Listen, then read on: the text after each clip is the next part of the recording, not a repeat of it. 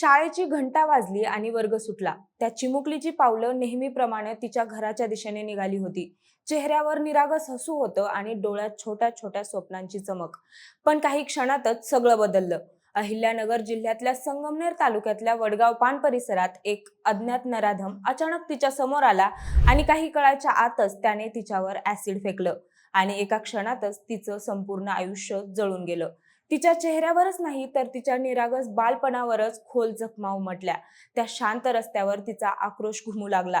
मदतीसाठी केलेली तडफड पाहून वातावरणही थरारून गेलं. काही वेळापूर्वी जी मुलगी आनंदाने घरी चालली होती, तिची आता असह्य वेदनांमध्ये झुंज देत होती. म्हणूनच नेमकं हे प्रकरण काय आहे, हे हल्लेखोर नेमकं कोण होते आणि पोलीस तपासात काय समोर आलंय, या सगळ्याचीच माहिती सांगणारा हा व्हिडिओ.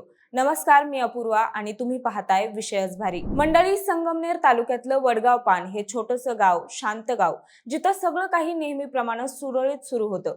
त्या गावातल्या शाळेतली 11 वर्षांची चिमुकली मुलगी इयत्ता 6वी मध्ये शिकणारी आपल्या छोट्या स्वप्नांसोबत दररोज शाळेत जात होती. उन्हाळ्याचे दिवस, त्यामुळे शाळा सकाळीच भरायची. त्या दिवशीही सगळं काही नेहमी सारखंच होतं. शाळा सुटली आणि ती मुलगी आपल्या सायकलवरून घराच्या दिशेने निघाली.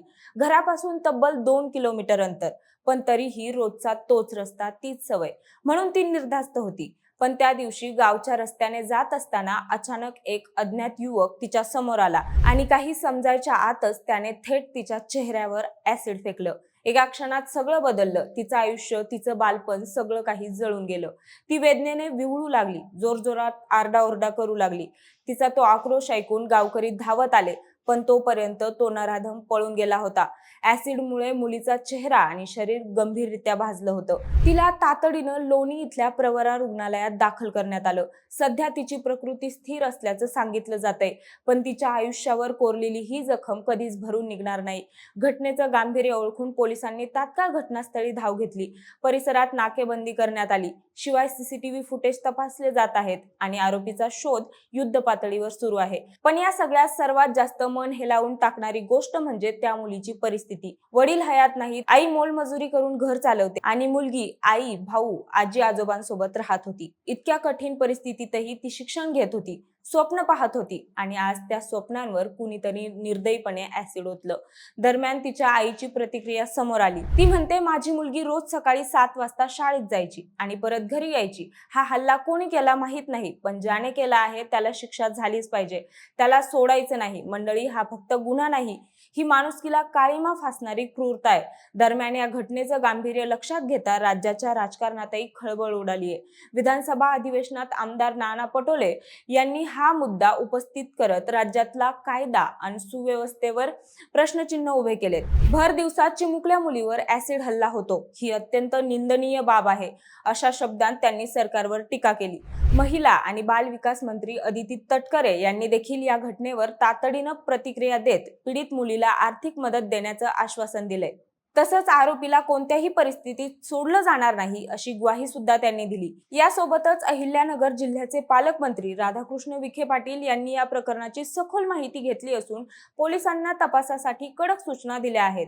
हा ग्रामीण भाग असल्याने सीसीटीव्ही कॅमेऱ्यांची कमतरता आहे, मात्र आरोपी स्थानिक असण्याची दाट शक्यता आहे. पोलीस सर्व बाजूंनी तपास करत असून लवकरच आरोपीला बेड्या ठोकल्या जातील, असा विश्वास त्यांनी व्यक्त केलाय. विशेष म्हणजे 2 दिवसांपूर्वीच याच संगमनेर तालुक्यातील रणखाम गावात लग्नाला नकार दिल्याने एका तरुणीवर हल्ला झाला होता. ही घटना ताजी असतानाच आता या चिमुकलीवर झालेल्या हल्ल्यामुळे पालकांमध्ये भीतीचं वातावरण निर्माण झालंय. संगमनेर ग्रामीण पोलिसांनी घटनास्थळाचा पंचनामा केला असून अज्ञात आरोपींविरुद्ध गुन्हा दाखल करण्याची प्रक्रिया सुरू आहे. या पार्श्वभूमीवर शिवसेना ठाकरे गटाचे खासदार संजय राऊत यांनी माध्यमांशी बोलताना राज्य सरकारवर जोरदार टीका केली. अशी घटना घडलीच नाही असे सांगण्याचा प्रयत्न केला जाईल. सरकार सक्षम असल्याचा दावा केला जाईल. गृह खातं सतर्क आहे आणि राज्यात महिला आणि मुली सुरक्षित आहे असं सांगितलं जाईल. यासोबतच विरोधक खोटा प्रचार करत आहेत असंही म्हटलं जाईल.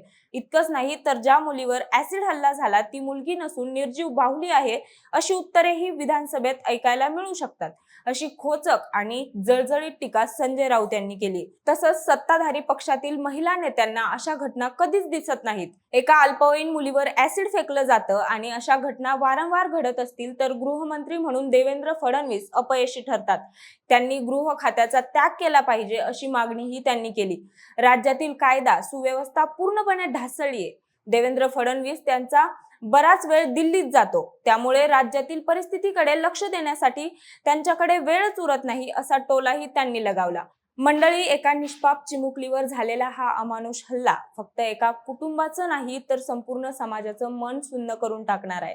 तिच्या चेहऱ्यावरच नाही तर तिच्या आयुष्यावर उमटलेल्या जखमा कधीच पुसल्या जाणार नाहीत. पण प्रश्न फक्त एका मुलीचा नाहीये, प्रश्न आहे आपल्या सगळ्यांच्या सुरक्षिततेचा. आज ती मुलगी आहे, उद्या कुणाचीही मुलगी असू शकते. शाळेत जाणारी, स्वप्न पाहणारी प्रत्येक चिमुकली अशाच भीतीत जगणार आहे का? अशा घटना पुन्हा पुन्हा घडत असतील तर आपण खरंच सुरक्षित समाजात जगतोय का? पोलीस तपास सुरू आहे, आरोपीला शिक्षा होईल अशी अपेक्षा आहे, पण फक्त शिक्षा पुरेशी आहे का? की अशा घटना थांबवण्यासाठी आणखी कठोर पावलं उचलण्याची गरज आहे? आणि खरंच महाराष्ट्रात महिला सुरक्षित आहेत का? तुमचं मत आम्हाला कमेंटच्या माध्यमातून नक्की सांगा आणि सोबतच आपल्या विशेष भारीच्या YouTube चॅनलला सबस्क्राईब करायला विसरू नका. धन्यवाद.